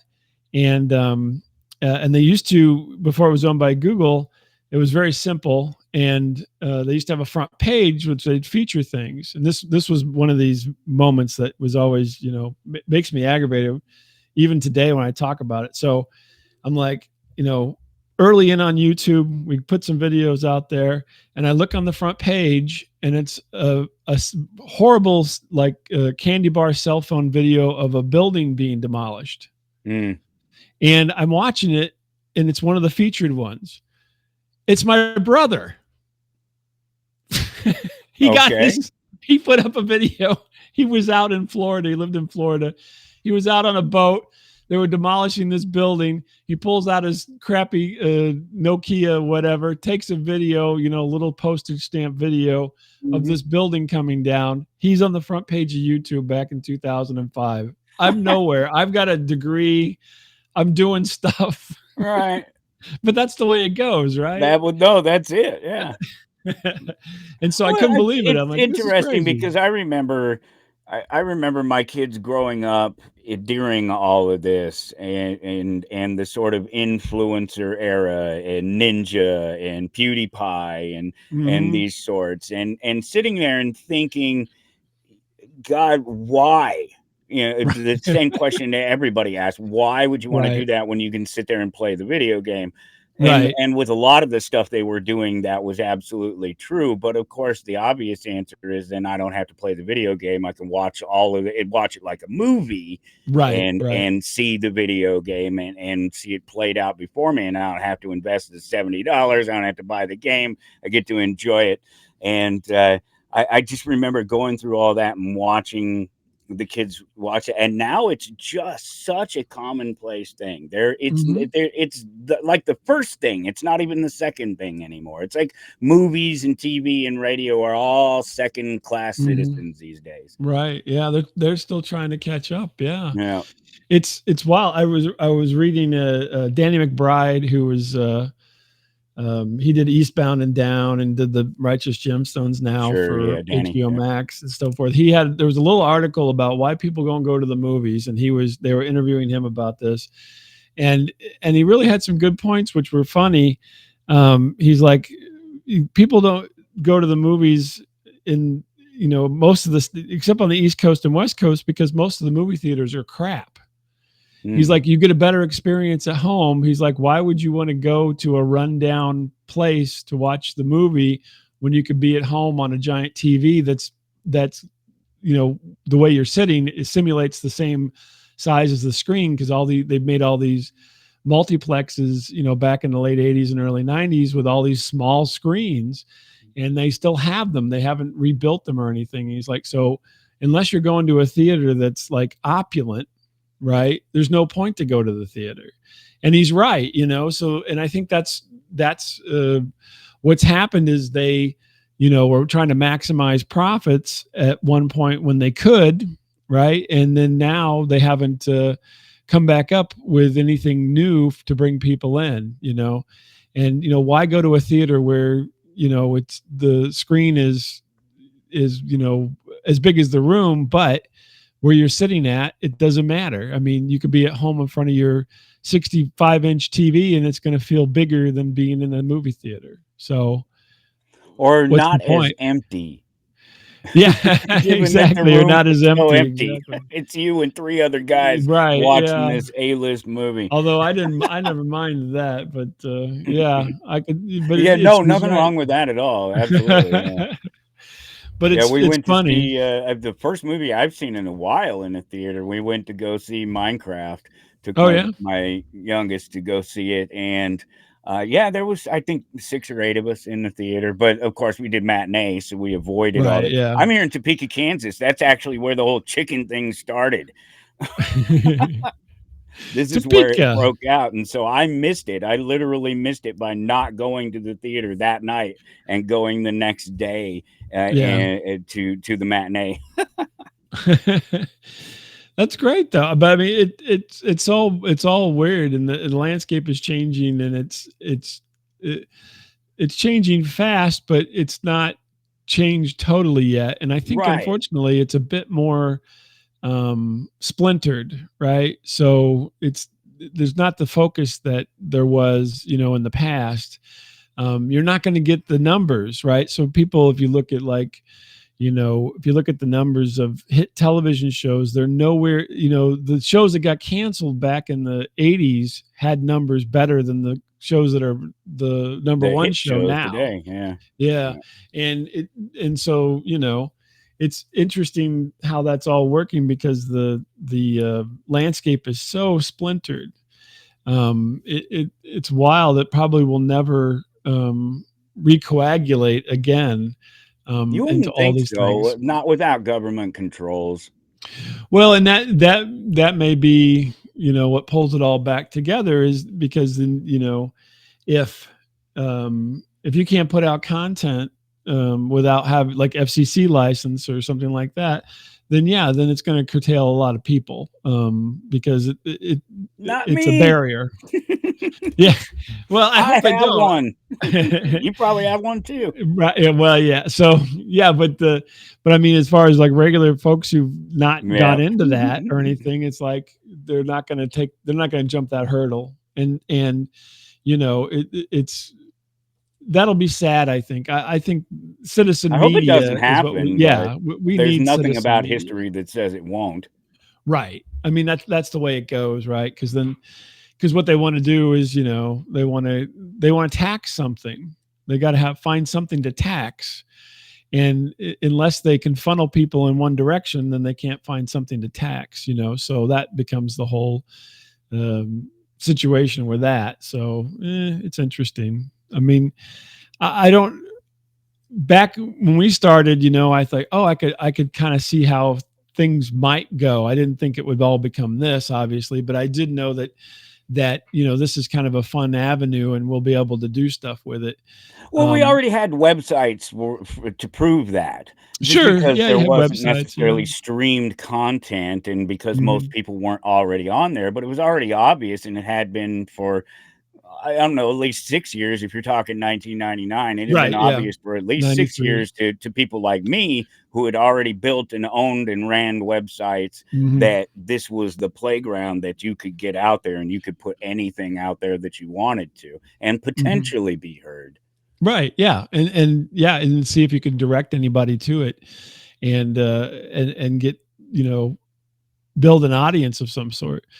But yeah, it's wild that it's taken on all these proportions. I mean, it's just incredible to think about everything that's happened over the last 20 some years and all the directions. But in one regard, I'm like, it is interesting to see, but in the other regard, I'm like, boy, it took off a long time to get there because it Well, should have that been was the obvious. battle, right? You ran into things like the Napster and the pushback on it, and now, obviously, when we look back at it, we go, we can easily look right at that situation and say the actions that happened there, litigations and Mhm. laws and things, anything that was playing in and around that, uh, set back what we have now. Right. The pushback against it, we would have been doing the streaming, maybe 6 years earlier. I don't know.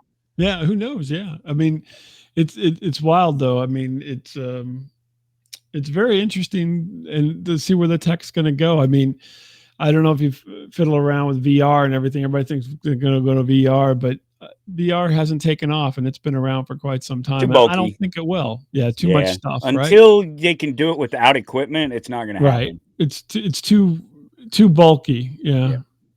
Too bulky, not enough Well, and fun. people aren't, they're not, you can't do it. They can't. Have you seen some of these people try to use VR?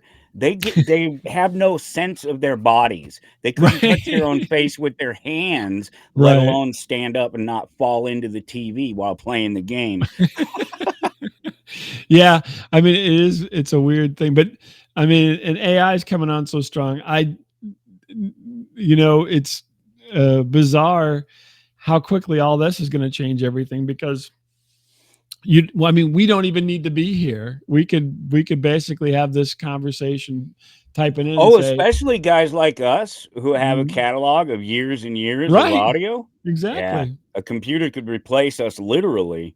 Yeah, Hmm. yeah. Oh yeah, and it, it may have without our knowledge at this point. So, that's the Joe hard part Rogan about throwing certainly things has out been there. hit. I Yeah, don't I'm sure there are other guys out there that have been, but Rogan is one of the most obvious that they've computerized his voice and use mhm. his voice to try to sell stuff. Right. Sell stuff Yeah. to sell under his name. Yes, even I'm though Joe he's not Rogan there. and I Dr. support Drew this. is another one, and you'll notice it's people like I just said who have a catalog of voice. Right. Yeah. Yeah, exactly. And so I mean, who knows what's going to happen going forward? It's just wild that that is so prevalent. You know what I mean? It just is interesting. And then also with the graphics now, the video. I mean, you can make a movie by typing words. What do you need? And they don't even have to be good words. They can Not just be any really. words. No. I play around with just image creation. I do it for each Mhm. show each Yep. week. I just try to Mhm. plug in a sentence, even if it's just the sentence I wrote to describe the show, and Mhm. just see what AI comes up with. And it comes up with some pretty interesting stuff. And It yet does. you have to beat it up a little bit to tell it not to try to print it all out when you do a big sentence or something like that. I don't want to see text. I want to see images Right. based on the text, you stupid machine. Right. I found that whenever I do it, because I do this, so each year for our artwork, I kind of pick a motif, and this year I did AI as my motif. I'm going to fit it in. I'm going to, like you said, I'm going to take what I'm describing the show as, feed it into AI, and see what it gives See what me. it comes up with. Yeah. And inevitably, the funny thing to me is it always latches on to the most common word, right? Hmm. So it doesn't actually read the sentence and understand the sentence, but it understands words in the sentence. And so I think I'm trying to remember. I did one I wanted to call. I think it was Guitar Crush or something like that, and I wanted to see a bunch of cans crushed with a guitar sitting on top of it, and all it would show me was guitars. Everything was guitars. It ignored everything else, but I got all these cool pictures of guitars. And so then I had to kind of change my words, change the sentence to make it so that I would get, the pieces that I want, because otherwise it would just ignore everything except for the guitar, because apparently it has quite a selection of guitars in its memory. So Oh, I'm sure, right? Yeah. uh, so but that's the kind of weird stuff with AI. It's just Well, and it's how you guitar do is a it. very simple, it's something that AI actually can understand. There's Right. nothing complicated about the design of a guitar. Maybe Yeah. they're fancy designed guitars, but a guitar is that body, that neck, those Hmm. strings, and that's really all you need to do to produce a guitar. Yeah. Yeah. And so, but It shows I some always of the find limitations on some of these things right. yet. Yeah, and so yeah, you kind of have to be weird in how you describe things sometimes to get It's a been fun. I've result. really been enjoying it. And as an artist and a creative person myself, and as somebody who's been in an industry that computers have been doing my job for decades, almost as long as voiceovers have been around, computers have been Mhm. able to do them in one way or Sure. another. Yeah. Just record it and it schedules it to play later, whatever. They've Mhm. been managing it. Yeah. Most of the stations you listen to, some guy voice tracked it. He's not even sitting there. He That's right. recorded it hours Exactly. ago, and the computer just Right. inserts it. Yep. Yeah. He came in one afternoon, did all his stuff, and left. Yeah. No, I think that there's like one guy that runs most of the radio stations in this town. Yeah, I'm He stopped sure. by my house at a garage sale one day, and I got to talking to him about it. And basically, he's the program director of 100.3, and I think they're 2 other stations as well. And he's like, I'm other than a couple of the news guys, I'm about it. Yeah. Yeah. Isn't it sad though? It is sad. Yeah. Well, I'm sure they have salespeople. That's where they got most. Oh, of the yes, and they're always advertising for salespeople because radio advertising works. It does, if you can get somebody to listen to the radio. Right. But we are almost out of time already. Thank you, Bob. Bob LeMent, staticradio.com. Thank you so much, man. Great talking to you. Hey, thanks for having me. Appreciate it. And we'll catch up with the rest of y'all next week.